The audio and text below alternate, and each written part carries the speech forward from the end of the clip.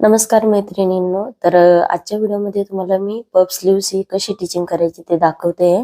तर चला इथे आपण सुरुवात करूया आता. तर इथे बघू शकता ह्या पद्धतीने आपण मेन फॅब्रिक हा व्यवस्थित उलटा ठेवले म्हणजे सीधा ठेवलेला आहे. आता इथे आपल्याला काय करायचं, एका बाजूची स्लीव्हला पिनअप लावून ठेवा म्हणजे जेणेकरून ती उलटी सुलटी बाजू होणार नाही, इकडे तिकडे होत नाही. आता इथे आपण ही स्लीव्ह आहे ना जोडून घेतोय.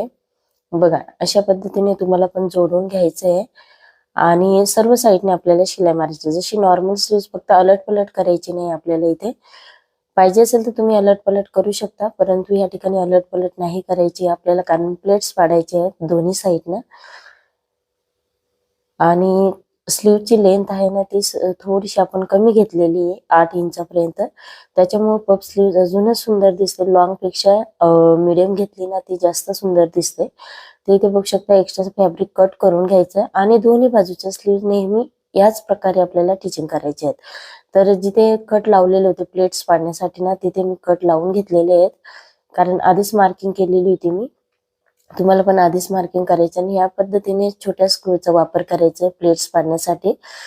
तर बघा ह्या आता प्लेट्स माझ्या साईडने पाडलेल्या आहेत, ह्या उलट्या दिशेने पाडायच्या आहेत. बघू शकता तुम्ही अशा पद्धतीने उलट्या दिशेने मी ह्या प्लेट्स इथे पटापट पाडून घेते. तुम्हाला पण सेम याच पद्धतीने पाडायचे आहेत.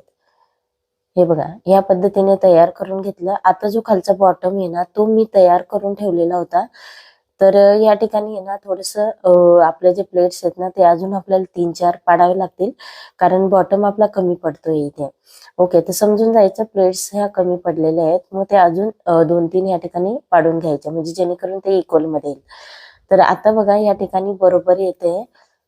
तर ह्या पद्धतीने आपण जोडून घेणार आहोत आणि आतमध्ये आहे ना शक्यतो त्या ठिकाणी आपण वरलॉक करून घेणार आहोत. लॉक सिस्टीमने या ठिकाणी हे बॉटम मी शिवत नाहीये. ओके, कारण तुम्हाला माहिती आहे मी पहाटे 4 वाजता हे ब्लाऊज शिवायला बसलेली आहे आणि खूप अर्जंट मला सकाळी 7 वाजता त्यांना हे ब्लाऊज द्यायचं आहे. तर लवकर उठलेली, त्याच्यानंतर पुन्हा आपलं डब्बा वगैरे बनवायचे मुलांचा शाळेचा. तर डबा बनवायच्या आधी मला हे तयार करायचं 1-1.25 तासामध्ये. तर बाकीचं माझं जे ब्लाऊजचं पार्ट आहेत ना ते शिवून झालेले आहेत, फक्त पफ स्लीव्ह बाकी आहे.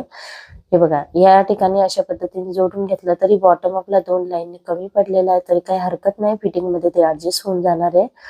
आता इथे सेंटर होताना आपल्या सेंटरला व्यवस्थित मार्किंग करून घेतलेलं आहे आणि इथे आपल्याला सेंटर पासून, मी नेहमी स्लीव्ह आहे सेंटर पासूनच जोडायला सुरुवात करते, त्याच्याने फिटिंग आणि परफेक्शन जास्त परफेक्ट येतं. त्याच्यामुळे मी सेंटर पासून तुम्हाला पण सजेस्ट करू शकते की तुम्ही सेंटर पासून जोडा.